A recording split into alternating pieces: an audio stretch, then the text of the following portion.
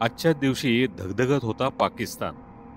आज भारतीय नौसेना दिवस 3 डिसेंबर 1971 रोजी भारत आणि पाकिस्तान यांच्यात युद्ध सुरू झाले। दुसऱ्या दिवशी हे युद्ध केवळ जमीन आणि आकाशातच मर्यादित न राहता समुद्रापर्यंत पसरले। पाकिस्तानने भारताच्या सीमा भागात हवाई हल्ला केल्याने आता जशास तसे उत्तर देणे आवश्यक होते।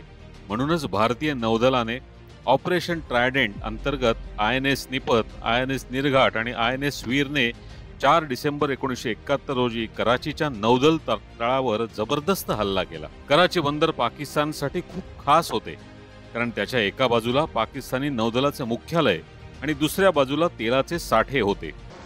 INS निपतने बंदराच्या दिशेने 2 क्षेपणास्त्रे डागली। एक क्षेपणास्त्र चुकले तर दुसरे थेट तेलाच्या टाकीवर आदळले।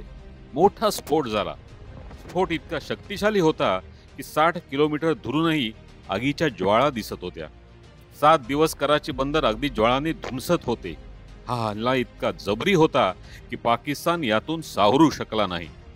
केवळ 4 क्षेपणास्त्रांसह भारताने पाकिस्तानची दाणादाण उडवली होती। या ऑपरेशनमध्ये भारताचे सर्व सैनिक सुखरूप होते। भारतीय जहाजे रात्री परत येत होती। या भीषण हल्ल्यातून कसेबसे सावरलेल्या पाकिस्तानच्या हवाई दलाने या हल्ल्याला प्रत्युत्तर देताना मात्र अंधारात स्वतःच्याच जहाजांवरच हल्ला केला होता।